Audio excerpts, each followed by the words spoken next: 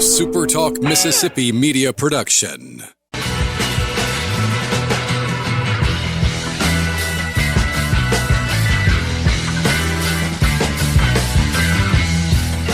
What's up, everybody? Welcome in on this Thursday night to the podcast. My name is Michael Borky. Always glad. I need to make a quick adjustment of my screen here. That's okay. I can do that while I'm talking. I'm so glad that you guys are with me. I'll tell you what's going on with my screen here in a second. So I got a green screen, and check out what this should have been, right? This is what it should have been with an actual green screen behind it, but the green screen is too small. And so you can see the corners and all that. So I had a background made. Look at how cool this is, but alas, I have got to get a bigger green screen. So there we go. Welcome in. I'm so glad that you guys are here on this Thursday edition of the podcast. We are obviously talking about Trinidad. Now, this is a day that is not surprising. Like the NCAA denying his waiver, despite the reaction online that it got because people just don't pay attention. They are on their phones literally all day long, and they don't pay attention to what is happening in front of them, even though they see it every day. That shouldn't surprise you. The court case next week is really where this is going to be decided. Whether or not you agree with that being the system doesn't matter, because that is presently the system until the people in charge actually act like they are in charge. And at the moment, they are not. They're still begging Congress to save them. You've heard my thoughts on that before.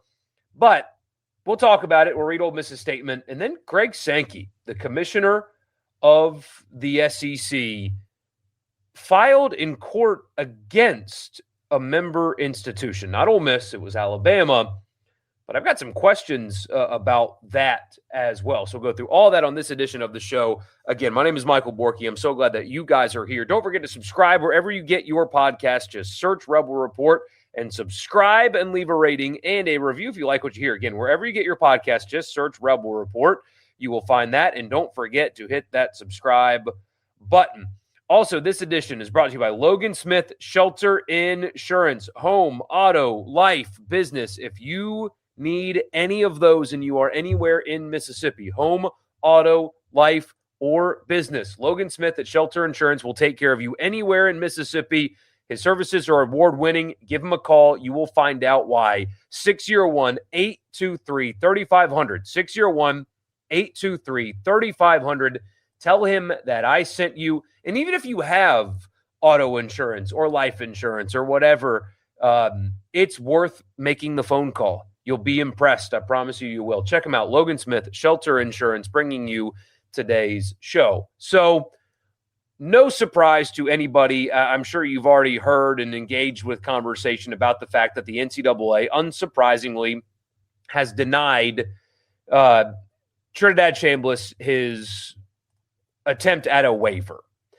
And there's a couple of things that come with that. Number one, I have been asked a lot, is the NCAA singling out Ole Miss? Or why does it feel like the NCAA is only responding to Ole Miss in the way that they did? What I would say to that is it probably feels that way, in part because this is the one you're reading about and hearing about the most. They've gone the same way with Aguilar at Tennessee, with Bediako at Alabama. Ohio's quarterback got denied as well. Selective enforcement is a real problem with the NCAA. In fact, people use that in court against them, that they have these arbitrary rules that they selectively apply on a case-by-case basis without any consistent backing behind their decisions, and that's used against them. So I'm not saying that, there's not players that have gotten waivers that probably shouldn't have. The NCAA opened up this entire can of worms by opening up waivers to begin with. The second they started granting waivers is when this became a problem, when they started getting sued and why they keep losing in part. They opened this up on their own by creating a system where there are arbitrary rules that they enforce and follow closely here, but not here. And that they've created the mess that they are currently in to begin with. But you think, maybe I'm wrong, maybe I'm off base. You're free to disagree with me always. I hope that you know that I'm not some kind of authority on all matters, right? But in this case, I think you're only really just reading the NCAA stuff like more closely with Ole Miss, because they are going this hard at others as well. And they kind of have to, right? They have to dig their heels in, even if it's an inevitability that they're going to lose in court, or at least it seems like it, or even if they are arbitrarily applying their rules in one case versus another differently. They have to try to fight stuff like this for as long as possible, because they have to create the illusion that they are powerless. If you listen to me at all on the radio show or on here, you know that I have talked a lot about how the conference commissioners and the NCAA not only could have seen this coming and gotten out ahead of it, but there are pathways for them to get control of this, and they choose not to do that. They want to buy, or they want you to buy into the illusion that these are still student athletes. And I can't wait to read what Greg Sankey wrote to the Tuscaloosa County Court here in a second. The illusion that it's still the way it was, or trying to continue to talk about college sports as if the last 6 years have not happened and haven't changed everything. So the NCAA has to continue to fight this to show that, hey, we have no power. We've tried to enforce our rules, and these mean old judges in these local districts have stopped us from doing that. Please, Congress, save me. That's what they are doing here. They could attempt to collectively bargain. They could attempt to actually have rules. They could have gone to the 5 to play 5 thing and gotten rid of the waiver. They could have done or tried these things, but instead they're continuing to operate as is, which is at best an inconsistent and relatively incompetent organization. They have to create the illusion that they are powerless, and Congress needs to grant them power again. It is disheartening to me as a fan of college football and college sports. I grew up on college sports. I didn't really fall in love with the NFL until later in life, until my adult life. My whole childhood was college sports and college football. That's really what inspired me to want to do what I do for a living. So I love it.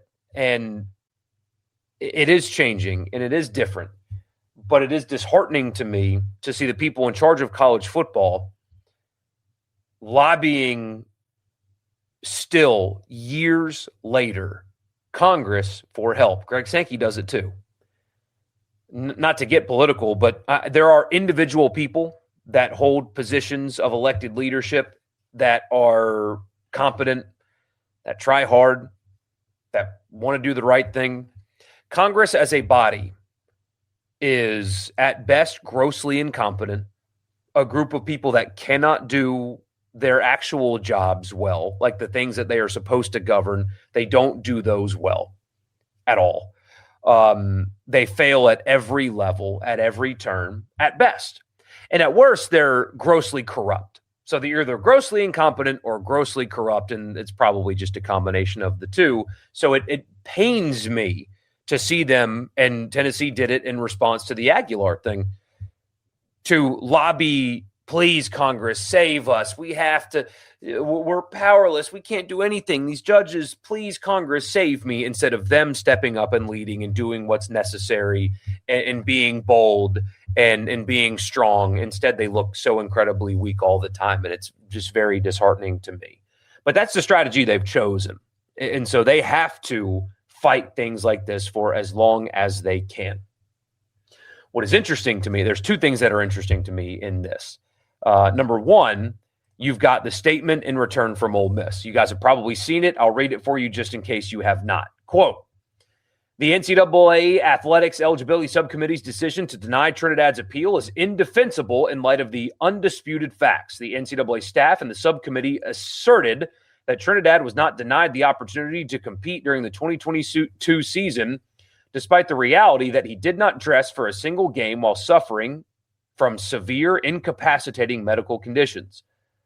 Those conditions were fully and contemporaneous. I'm such a moron.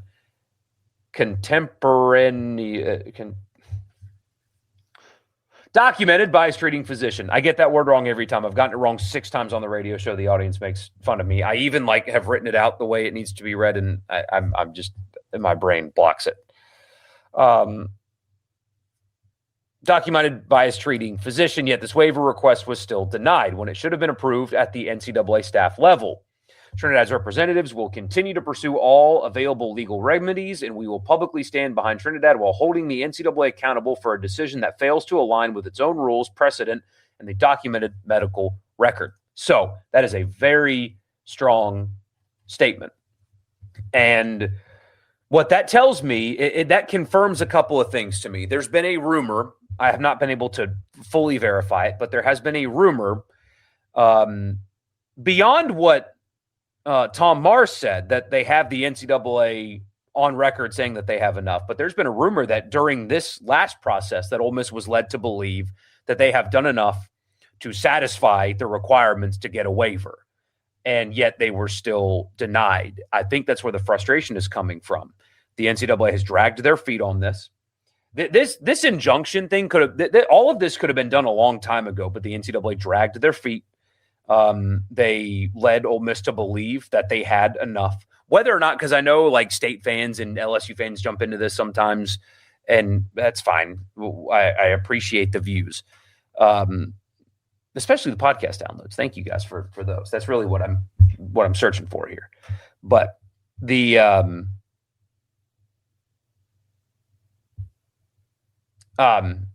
Ole Miss was led to believe that they had enough to satisfy the waiver. This could have been done a long time ago. Not only for the sake of the student athlete, who, by the way, could be preparing for the draft had they known that he was going to get denied this whole time. That's how you can go to court and prove damages, is that because the NCAA has acted in what appears to be bad faith, at least that's what they will argue in court anyway. The NCAA has acted against the signed documentation from a physician, despite their rules saying that they have to consider that. The NCAA applying Division I standards, FBS standards, to Division II when they have different standards for which they have to report medical issues. All of that's going to go to court next week and likely lose. But that is something that all of that has happened over the last couple of weeks. And whether or not you think that the argument that he was sick and incapacitated to the point where he couldn't play, it is, I think, when you look at the documented objective fact that the NCAA is not exactly operating in the best pure faith when they are fighting against Ole Miss in this. Does that mean anything when it comes to next week? I've talked to a couple of lawyer friends. One in particular thinks that none of it matters, that Trinidad's just going to win next week regardless of how the NCAA has operated. But another one told me, earlier today, that there is so much in the process that any judge, even an objective judge in a different state, would look at the case and think, hold on, you have different standards for reporting on these things for Division II and Division I. You're applying the Division I standard to a Division II player. That doesn't make sense. And also, you have, in your process, ignored the writing of a physician that saw him at the time confirming what the player is arguing, and you are tossing that aside. That doesn't make sense either. If a doctor is telling you that he couldn't play because of a medical situation, you throwing that out because you don't feel like it is problematic when arguing in court. There's a lot of things that the NCAA has done that have not really helped their case next week. Maybe it's helped from a PR perspective because you have people that, you look at the arguments, but the fan podcasts and stuff that are, oh, he just had a cold. That's all that is. Oh, he dressed out in every game. Well, no, he didn't. There's no documentation that he was sick. Yes, there is. You have a physician and a coach, both on the record, filed to the NCAA. Yes, that did happen. He certainly was sick. That was a factor in why he didn't play. He did not dress for a single game, and on and on. So the NCAA, in the way that they have fought this, have at least curried some favor in public sentiment, which I think is also part of their goal here. But when you look at the process, when you look at what has been communicated to Ole Miss, when you look at how they have dragged their feet on this, especially when they have dragged their feet on this, it's taken them so long that the Senior Bowl has passed. The Shrine Game has passed. So if he was not going to be allowed to play college football anymore, the NCAA did not let him know until after the All-Star games, which are huge, huge for draft status. And there's no way that you can, in good faith, think that they operated cleanly and fairly while dragging that out until after those games and think that the Trinidad side won't be able to argue bad faith, damages, also the poor application of their rules or the inconsistent application of their rules. Tom Mars has laid out a lot of their arguments on Twitter already. So it's not a surprising deal. The NCAA has to kind of fight these, at least in the public eye, to curry some favor in return. People treating Trinidad Chambliss as if he's a guy that's looking for an 8th season and not a guy that's looking for his 3rd is there's a lot of just disingenuous discussion out there about this case in particular. Nobody's willing to actually read about it. Nobody's actually willing to look into what the doctor has said about it, what his issues were, what the deal was at Fair State, how long he's actually played college football. This is not I don't think that this is the case that is going to destroy college sports the way some people are framing it when you look at it compared to some others. But even still, the reaction to the NCAA's denying this waiver was also just it's bizarre. You have people that presumably consume college sports content every day because hyperactive on Twitter, and even some people that are new media now have watched how Pavia got to play this season and finish second in the Heisman, how all of this has been able to happen, and the NCAA denies it, and the reaction is, ha, ha, ha, ha, ha, he can't play at Ole Miss next year. When you know that they're filing this in state court and they have an injunction hearing that seems like he's very likely going to win. So the overreaction yesterday was a little bizarre when, thank God for people like Andy Staples. Thank not the sports gods, and not thank God for sports conversation, but thank the sports gods for Andy Staples. I think the big man upstairs is a little bit more concerned with other things than what the sports discourse is. But a guy like Andy Staples at least is willing to read and contextualize how all of this actually works, as opposed to whatever the hell you saw reaction last night. It was bizarre. It was simply bizarre. But the next layer to this, and this is something that is so absolutely fascinating to me, and this is where a lot of what I just said is rehashing. Forgive me for that. But this is where I've got a lot of questions. As you guys know, Alabama has a basketball player that played at Alabama, left Alabama, signed 3 different professional contracts, never got to the NBA, but did sign 3 different G League contracts. And a judge allowed him to come back to Alabama and play. Greg Sankey, the commissioner of the SEC, filed a affidavit in defense of the NCAA in Tuscaloosa County against Alabama. I'm going to read just a couple of passages from this defense to you because part of me wonders if there is an application to the Trinidad case here.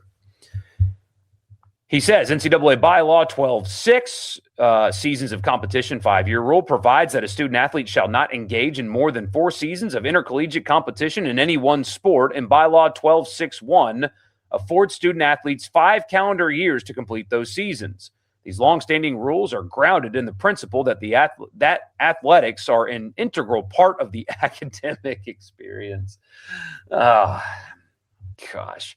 The rules align the time permitted for college athletics with the pursuit of an undergraduate education and further the important purpose of preserving opportunities for future student athletes to participate in college sports.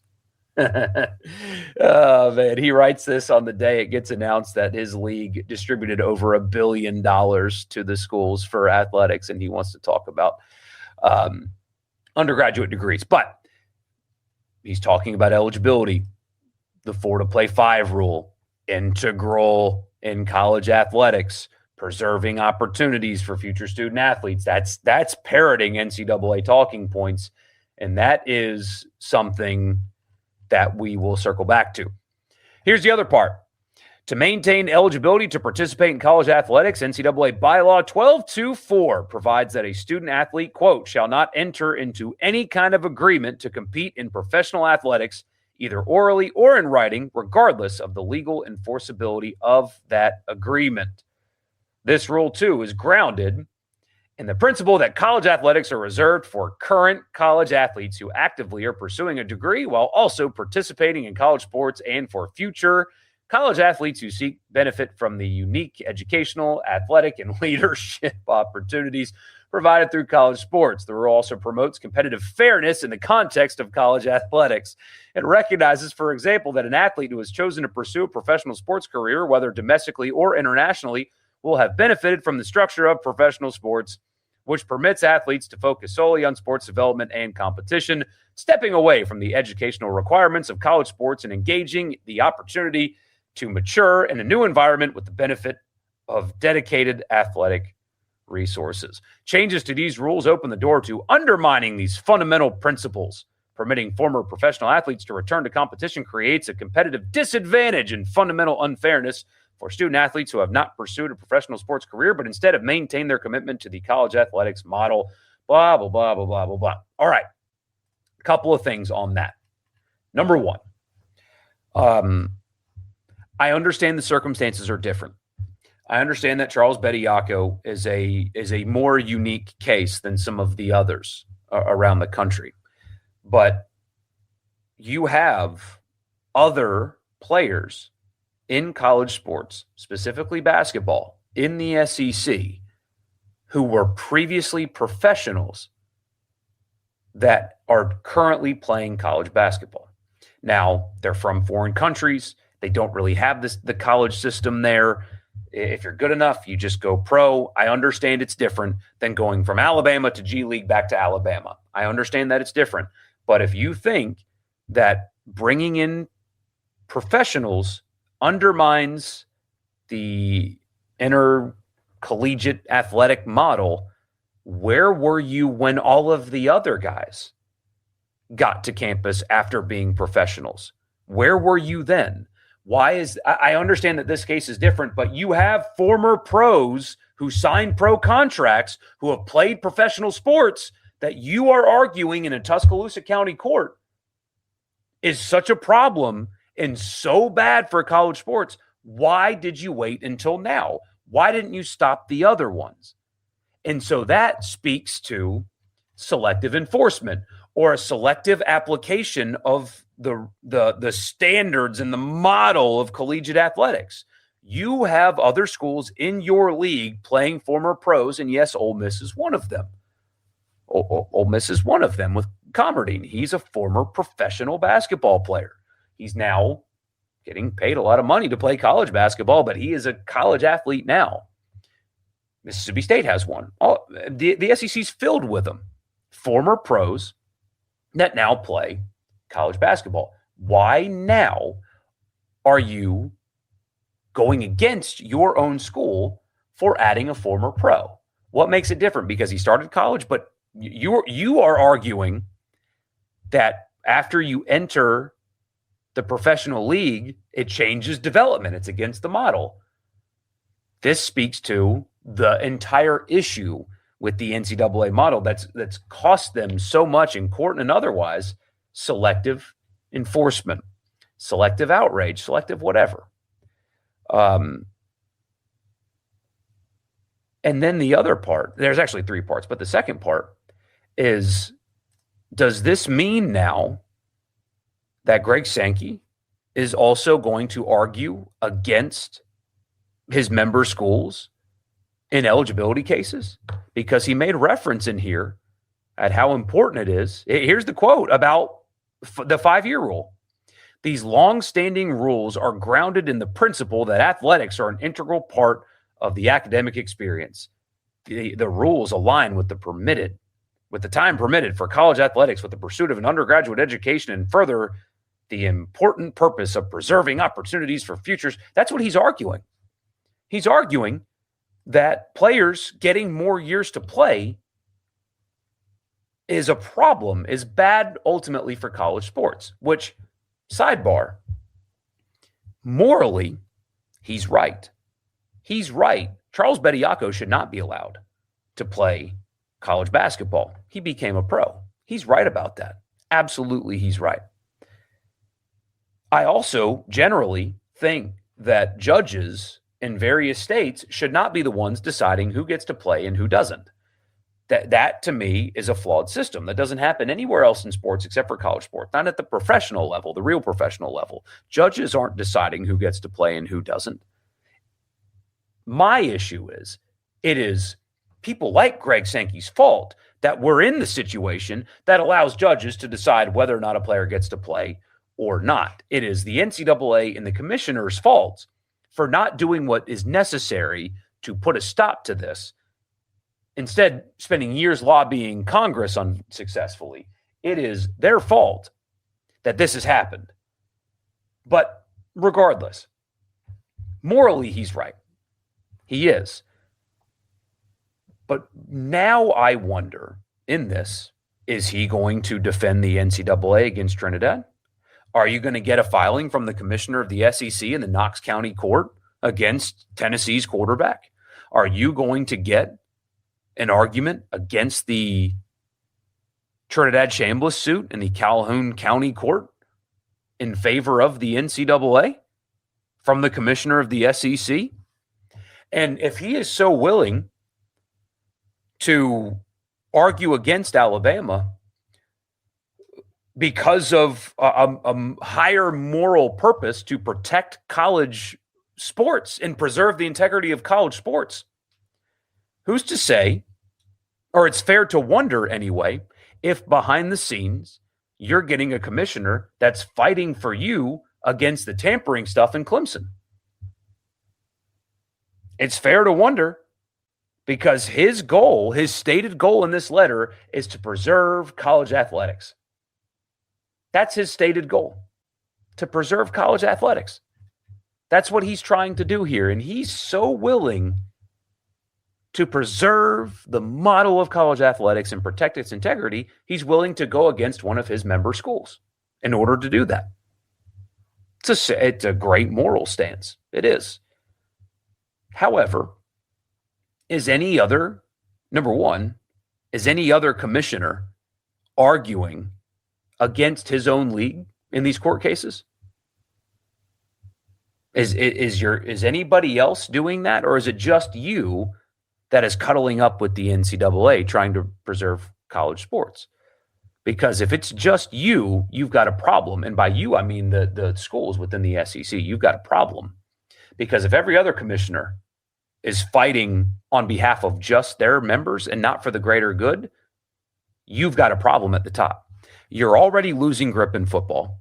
You already got stuffed into a locker on the 9-game conference schedule paired with not getting the playoff that you want. You've gotten stuffed in a locker when it comes to Notre Dame getting preferential treatment with the college football playoff. You really have struck out lately when it comes to swinging your sword the right way and being the most powerful league in college sports. Because right now, I'm going to keep using the phrase, you keep getting stuffed into a locker. You keep losing. And so now, as you're losing, as you're giving Notre Dame preferential treatment and going to 9 conference games but not getting the expanded playoff that you want, as you're losing on the football field, as all of this is going on, you're arguing on behalf of the NCAA against one of your schools. No other commissioner is doing that publicly. What's the conversation behind the scenes with the tampering situation with Clemson?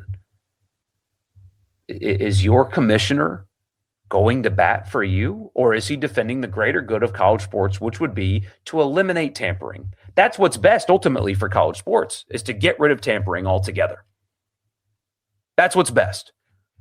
But is the commissioner of the ACC stopping Miami from getting Duke's quarterback? Is that happening? Jim Phillips, right? Yes, Jim Phillips. Do you think Jim Phillips is publicly, right now, stopping Miami or trying to stop Miami from getting Mensa? Did he get involved in that legal situation to stop Miami from getting Mensa? No. Miami broke rules to get him, though. They clearly tampered like mad to get him. Of course they did. That's what you're supposed to do. But that didn't go down. Are you confident that your AD is going to go to bat for you against other schools or the Big Ten or the ACC or one of the schools from the Big Ten or the ACC? Are you sure that you're going to get somebody that is doing what's best for you, which is ultimately their job? I appreciate and respect somebody taking a moral stance. I do. It'd be great if everybody did that, but everybody's not doing that. And so you're already in a position of more weakness than you've ever been in. Is it about to get worse? Is it? I would love to know that answer. I'm fascinated to see if the Aguilar situation or the Trinidad situation also gets intervened for the greater good from the commissioner of the league. I mean, again, I agree with him. Bediako shouldn't be playing. But is any other commissioner doing this? Until they do, you got to get behind your schools, not try to cut their legs out from underneath them. And look, I'm sure he's heard from the rest of the SEC about this. Maybe all these other coaches don't have told the commissioner to fight against this. I would be deeply concerned if I were in charge of an athletic department around the SEC right now. I would be concerned because of everything I just laid out. It's not just this one thing. It's the league is losing its grip. You're losing out on these things. And now this, I would be worried that my commissioner actually doesn't have what's best for me in mind. But I don't know. Maybe I'm not thinking straight. As you guys can probably tell, I'm exhausted. Been a long week around here. You guys probably seen the news. So been pretty nuts here. But anyway, I almost just said Sports Talk Mississippi is brought to you in part by, that's where my head is right now, Sports Talk Mississippi. The Rebel Report is brought to you in part by Priority One Bank. To make you their priority every single day with their online banking platform. It's a one-stop shop. All you need is an internet connection. You can do whatever it is that you need to do with your money, because that's what they do at Priority One Bank. They make you their priority. Also, Advantage Business Systems, absms.com. Advantage Business Systems has you covered for all of your Mississippi office technology needs. Tell them I sent you. You'll get that complimentary office technology assessment. All right. Is anyone surprised? No, they should not be. How do we see that the state of your curtain? See the state of your curtain if you ran with the green screen. Yeah, it's funny. So it's supposed to be one that straps to the back of your chair, and it was like leaning backwards. It was awful. It was an Amazon buy. It was horrible. Do we know if the NCAA has actually won any of these court cases? Their record in federal court in eligibility cases, pretty good. But those are mostly cases that have just argued, give us an extra year because, and not something like this where they have, documented issue, different reporting, that kind of stuff. Locally, their record is horrid in cases like this. It's kind of messed up that any other school can let players play for 6, 7, or 8 years and not in school, but the moment Ole Miss tries to get a player for 1 extra year, they can't wait because of Lane. Well, I think the NCAA would have fought this regardless of what Lane did or did not do. Was there ever any doubt that the NCAA would hold Ole Miss to a different standard? I do think, you've got this happening in other places too, though. It's not just Ole Miss. Congress is more interested in getting on Fox News and CNN than doing anything other than the betterment of the country. Exactly. I mean, that's what frustrates me so bad. And that 2 years ago at Media Days, I asked Greg Sankey about it, and his answer was basically, it was just like because we can't do anything else or something like that. It's like we all see. It's not even a political statement. It's not even picking a side. We all see how totally inept the whole body of Congress is at actually doing what they're supposed to do. And we think those people are going to take on college sports and they're going to do it the right way. Those people are going to get together and they're going to write a bill that is good for college sports. We really think that's going to happen. Believe Sankey's throwing a wrench into everything. We'll see. I mean, so far it's only one, right? In the Bediako things, it's a pretty agreeable thing to argue against, right? Everybody agrees that Bediako should not be playing anymore. So that is that's ultimately fine that he takes that stance. It is fascinating that the commissioner of the SEC is actively arguing against one of his own schools. That is certainly fascinating. But my question is, do you have faith that this isn't going to happen anywhere else?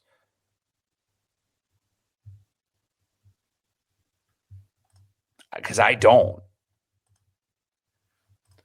99% of the people ranting and raving that Chambliss shouldn't be allowed to play are LSU fans, State fans, and Clemson fans. There's a lot of that.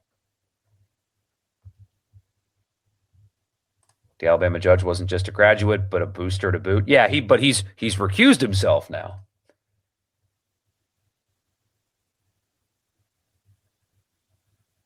Would be funny if the Bama player is eligible for the remainder of the season.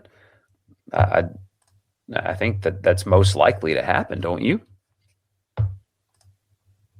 Austin with the super chat. Thank you, man. Really, really, really appreciate you. You're the best, man. If I'm an SEC president and I want to get North Carolina or Virginia, I'd be worried about Greg Sankey. He has so much power and refuses to use it.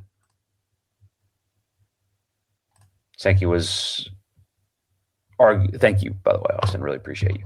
Sankey was arguing on behalf of the NCAA, not the SEC, so he would be expected to point out teams and alleged violations in other conferences more than his own.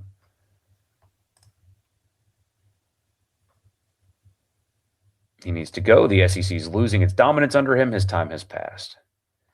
Tell me what you think about this. For the next TV deal, the SEC gets one game on Amazon. Do you like it? I wouldn't bother me at all. But I use Amazon like every day, so.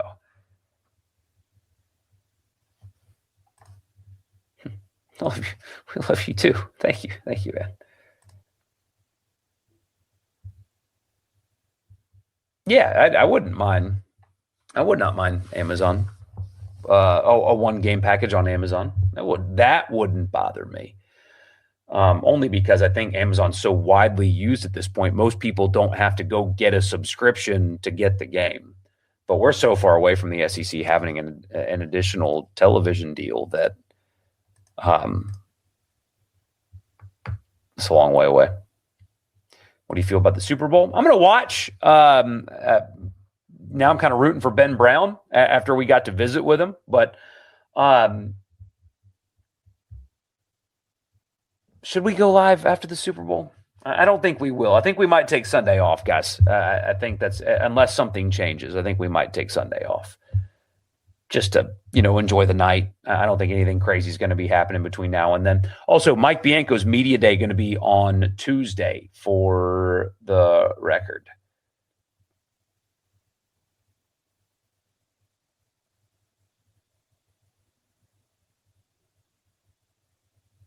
So there you go.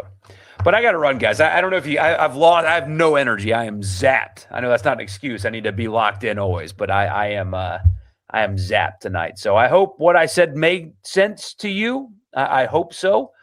And that's just kind of where I, quote unquote, stand on these things. I mean, the expectation is he'll get that injunction.